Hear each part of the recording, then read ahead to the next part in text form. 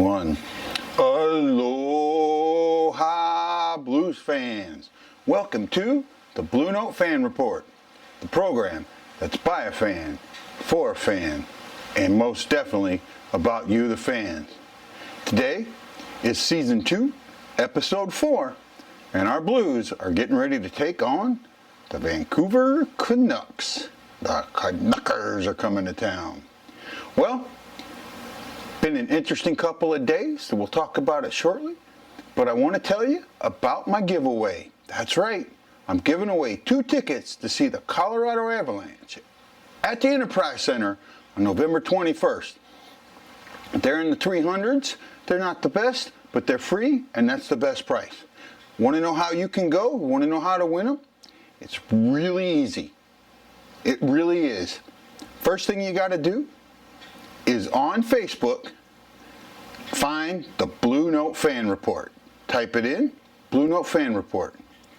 From there, if you haven't already done it, like the page. 210 of you already have. From that point, you'll find a pinned post that'll be this video, or if you scroll down a little bit farther, you'll find 2 more videos that I've done since last Saturday. Like that video, tag that video, tag 2 friends, and then in those videos is a special hashtag, like the one popping right below us. Put that hashtag in with the tag, and that's it. You share it, you hashtag it, and you're good to go, you're entered. You can enter 1 time per video. You'll have at least 5, if not 6 entries. I'd love to get you guys all in there.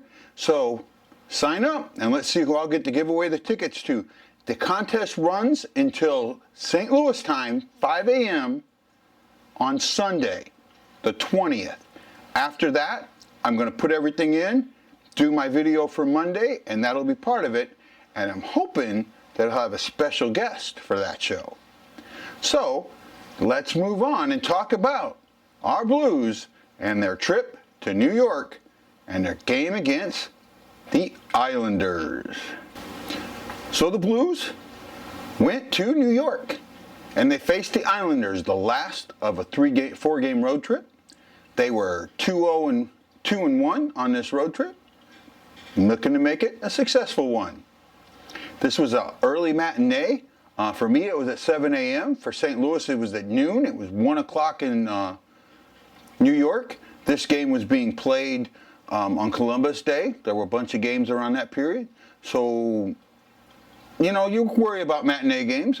Sometimes they're a little sluggish. This game didn't start off too bad. Blues seemed to be taking a few good shots. The Islanders were taking shots, though, and that was concerning. But Bennington was playing very well. He was making some good saves. It seemed like this was the Blues game. At 6:48 into the first, Schwartz passes to Falk over to Shin, and if you listen to the radio, the next thing that happened was you were cheering thinking that Tarasenko got his first goal of the season. However, upon further review, Shin's pass hit a defender's stick and went in the net. This was Shin's 5th of the season and 5th in a row. This is a career high for him, and this is the Braden Shin that we were all hoping we were going to get 2 years ago. We thought we did. Last year he had a rough year. He's got that new contract, and boy, is he playing to it. Way to go. He got it from Falk, who was the 2nd assist, and Schwartz with his 4th assist. Really good pass. It was a good setup. Good goal. Then at 10:47 of the period, this was something that we'd been hearing a lot coming up in the early part of the season. David Perron goes to the sin bin for interference. All right. Normally when you interfere in New York, you end up in a congressional committee. Not this time. We get 2 minutes in the 2 minutes. The only penalty of the game, which was very good. No goal. Move into the second. Now in the second period, which has been the Blues' Achilles heel, and you know, you were kind of thinking that could happen again. This was actually came out to be the best defensive period the Blues have ever played. New York Islanders committed 2 penalties in this period. At 3:53, Bassard got 2 minutes for hooking. I always thought in New York, you got 3 to 5 for hooking. He only got 2 minutes. Then at 11:17, Mayfield thought that he was in a Halloween movie and decided to slash. He gets 2 minutes. The only negative to this period was there was no scoring. But St. Louis had 10 good shots, got shots on the power play, and they limited New York to just four shots. This is starting to look like, yeah, buddy, this is the type of game. Now, third period comes along. And the only thing that comes to mind after I watch this game is, what the fuck, Berube? You're now BooBerry again. Yes, I'm bringing BooBerry back. You see, in the last 2 games, there's been situations where coaching decisions have cost the Blues. Yes, I'm going there. In the last game, after the goal that a lot of people thought was interference, goalie interference that wasn't challenged, I mean, absolutely you challenge that. A couple of years ago, Allen gets knocked out of the net. He doesn't rush back. They challenge interference and they say, no, it's not interference because Allen didn't defend his position. Well, here, we don't challenge interference because Bennington initiated contact. Bennington was defending his position. The crease is the goalie's. Right? If a guy's in the crease, the goalie has every right to get him out. He does not belong in the crease. That is why it's marked in blue. It's his area. Should have been challenged, should have been, and a good chance that it would have been noted as interference. Next, you have the first couple of minutes of this game, and the Islanders reel off 4 quick shots. After not putting a shot in the only 4 shots in the second period, they have 4 shots in the first couple of minutes. This is timeout time. Absolutely timeout time. It was obvious that the Blues were discombobulated, that things weren't going right, but you know what? BooBerry let it handle, and at first it looked like it paid off. At 5:23, while on the power play,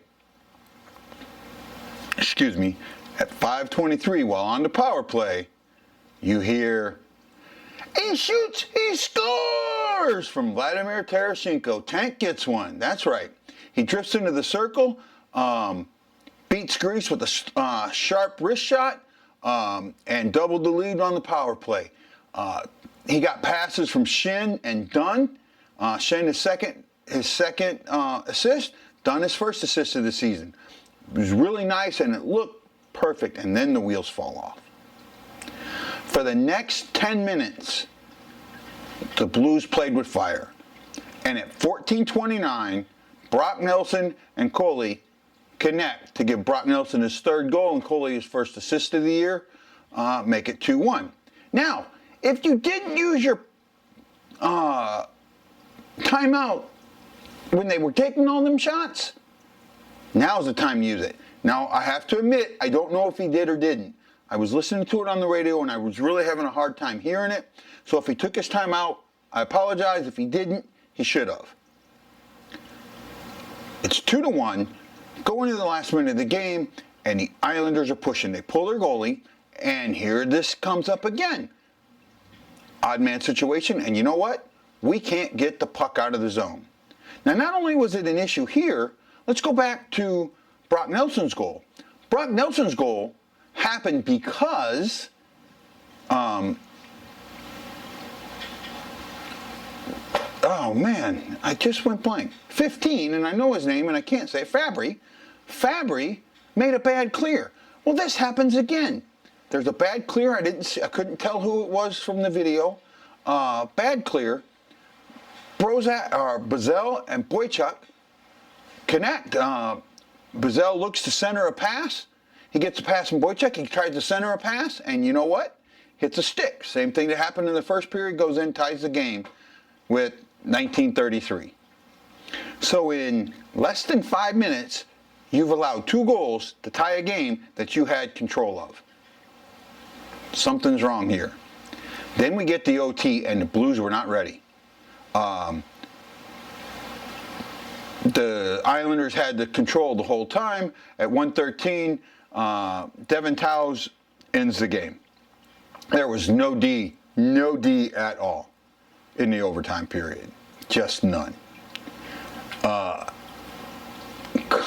on, Berube. What the fuck are you thinking? You're the coach. This is you now, right? You need to make those decisions. You really do. And this was some bad coaching in the last two games that cost these games. Absolutely cost points.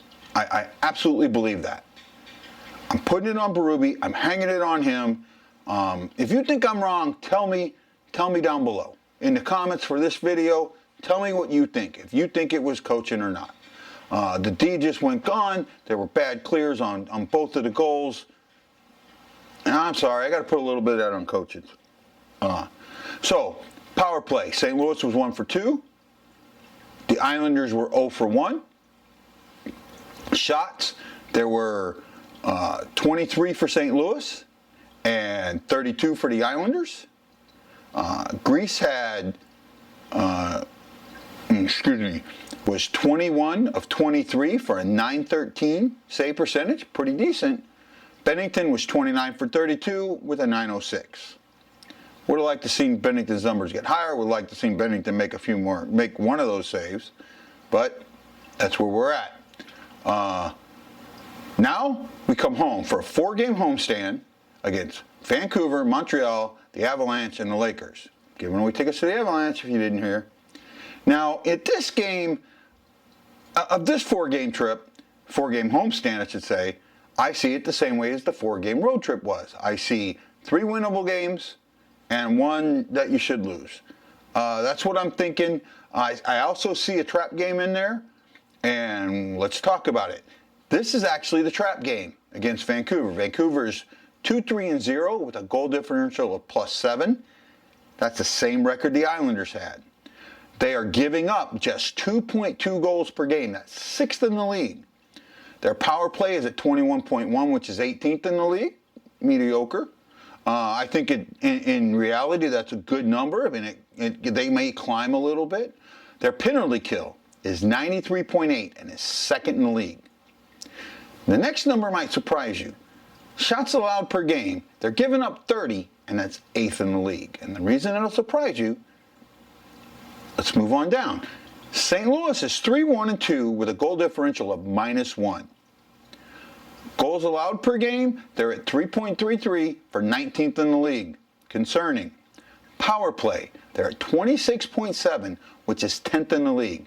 That is a good number, and they're going to, if they can keep that number, they're going to climb up into the upper echelons of the power play in the league, and that's something we didn't see last year.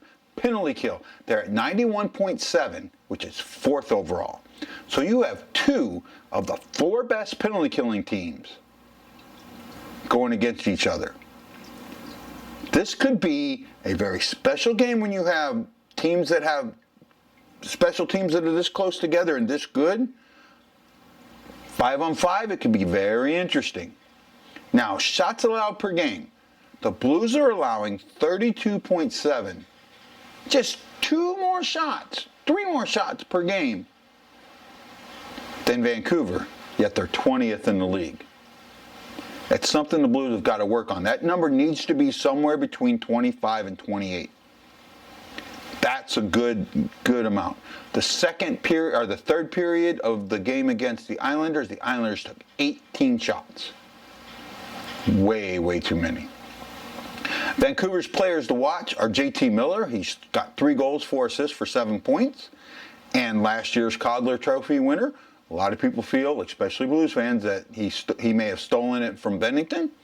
I'm kind of on the fence there. But Elias Peterson has got 2 goals and 3 assists for 5 points. Now, I've been going back and forth on this game, but this is the game I think is a trap game. I hate the fact that we're 0-1-1 in our last 2. Coming home, sometimes we don't play as good at home. I kind of feel this could be the trap game. It's not the game that I think we should lose, but it is a trap game. And I'm going to say that the Blues are going to lose this one 4-1. I don't know, man. I just got a biting feeling. Don't forget, I'm giving away those tickets. I told you how to win them.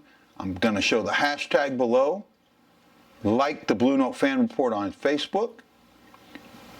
Like this post, share it with your friends, 2 people, and put the hashtag. You'll be entered. Right now, I got about 15 entries. 15, that's it. I should have over 100. Free tickets. Share this. Pass it out. Don't hide it to yourself. Pass out and share the Blue Note Fan Report. Now we'll move into my favorite segment, the About the Fans. This is where I get to highlight you, the fan. And there's nothing more fun than highlighting fans. And my fan of the game is someone who finally did what I asked. He sent me an email at hawaiibluesfan@hawaii.r.com. And this gentleman kissing the cup is Derek. Derek has been watching my show since this season. He found it through one of the groups. He has absolutely become a fan of the show. He's a big fan of the Blues. He started watching the Blues in 1990 when he moved to St. Louis.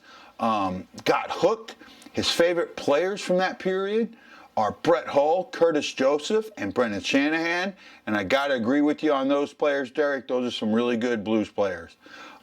He's got 2 children that he's trying, who've been lucky enough to be introduced to Bobby.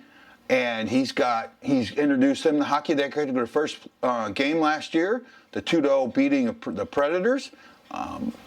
You know, it's great to pass this on, and I think you're doing a great job. And Derek's favorite player of today is Ryan O'Reilly.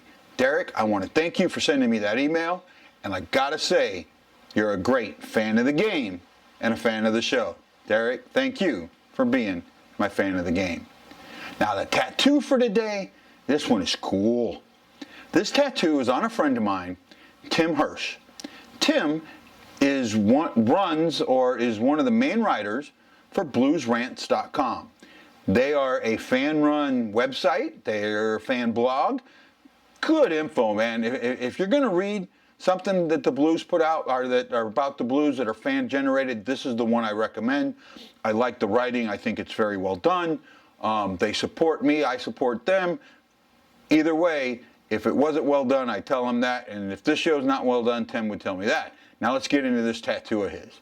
If you take a close look at this tattoo, someone might realize who and what this is. Got the St. Louis Blues banner above, the Blues helmet, the blue, the 1967, and then the skull. Look at the skull and look at the missing teeth. Has it come to you yet? This, my friends, is none other than our own Steiner. That's right. Tim thinks that Alexander Steen's smile is one of the greatest hockey smiles out there. So he went and got it put on his arm with "Long Live the Note." Tim, I got to tell you, that is a good hockey smile with that skull. The shading in this skull is really well done. Corey Pritchard from the Bombers crew in Carbondale, Illinois did this. And Corey, A+, buddy. Good tat. You really nailed this one. Tim, thanks for letting me share your tattoo as our tat of the game. Now, let's get to pet of the game. Now, the person that's giving us this pet of the game is Chris Thompson, and he's given me pets before. Chris is a rescuer. Chris helps rescue and rehabilitate animals. He does dogs, he does cats, and he's doing this guy here, Gizmo. Gizmo was caught up in a TNR trap, a trap, neuter, and release program. However, because he was only a few weeks old, they decided to not release him, but hold on to him. He had fleas and other problems. He's being nursed back to health. He's at 8 weeks old right now, and Chris says that within the next week or so, they might be putting him up for adoption. Chris has fostered and adopted 78 cats this year. 78. Mahalo, my friend. Thank you for getting the word out and thanking. If you're in Hawaii or you know somebody in Hawaii that would love this cat, love Gizmo, get the word out. Gizmo, you're a cool cat, buddy. Your interaction with Chris is fine. You'd make a great Blues pet. Gizmo, thank you for being my pet of the game, buddy, and I hope you find a forever home soon. Well, guys, that's the show for today. It's fun putting it on, and I gotta say thank you. I put a post out in a couple of groups and on Twitter and in my group and on my page saying I needed pets of the game and tattoo of the game, and boy, did you guys respond. You responded quick, you responded good. You've given me 3 or 4 tattoos to use, you give me 5 or 6 pets to use, and help get me down further. If you want to have a pet of the game, if you want to be fan of the game, if you want your tat on, if you want your fan cave, I do one a week. Trying to do it on Sunday, Saturday or Sunday. All you got to do is email me at, and here's my contact information, hawaiibluesfan@hawaii.rr.com. Find me on Twitter at Hawaii Blues Fan. Find me in Facebook on the Hawaii Blues Fan Clan, that's my group, or the BlueNote Fan Report. That's where you got to go to win them tickets. Right? You got to know, fans, I think the season's going good, but I just thought about something, and I want to talk about this. I've heard this from a few fans. If you're being negative right now, they go, why? The Blues won the Cup. That's all that matters. Oh, and I've heard it a couple of times. The Blues won the Cup. Nothing else mattered. The Blues won. Well, you know what? I think it is absolutely amazing and great that the Blues won the Cup. I really do. And in fact, I forgot to talk about something else real quick, and I'm going to do it right now. 2 things happened yesterday on the 15th. The first thing happened in the morning. Our Blues were invited to the White House along with Layla. It was a nice ceremony. I tried to watch it, or at least the highlights. I'm sorry. President Trump absolutely destroyed it. He had no clue what he was saying. He couldn't even remember, didn't even know the name of the bar that Gloria happened. Jackson YB. Come on. You got to be able to say the name. That bar in Philadelphia. You know, oh, the game went bad. Oh, but not too bad. He had no clue what he was saying. He had no clue about the Blues at all. It was really sad. And then you had the announcer who couldn't even, you know, I get Petrangelo's name wrong a lot. I know I've said it wrong. I could never kill it as bad as this guy did. Take a listen. Accompanied by Tom Skoman and Alex Bertrand. Okay, yeah. Sorry, not being political here, but if you're going to invite someone to the White House, at least pretend or be read up enough to know and want to be there, because you didn't, and it was obvious. The second thing that happened yesterday was the Cardinals getting their butts waxed in Washington with the Blues in presence. Yeah, the Blues went to watch. It was pretty bad. The Nationals scored more runs in the first inning of Game 4 than the Cardinals did the entire series. Nat scored 7 runs. That's how many runs the Cardinals scored in the entire series. It was piss poor, but you know what? It happens, and I actually think it's the first time ever that the Cardinals were swept in the postseason. They may have gotten swept in one of the early World Series, but in my memory, I don't think they've ever been swept. Don't think they've ever been swept. It happens. My name is Jackson. Well, fans, I love you. I gotta go. I gotta say, I'm bleeding blue with you, but I'm not the only one. Let's go, Blues. And you, sir? Let's go, Blues. Let's go, Blues. Let's go, Blues. Let's go, Blues. You tell him, Jackson. Let's go, Blues. Aloha, mahalo, and I'll see you on the next BlueNote Fan Report. Aloha!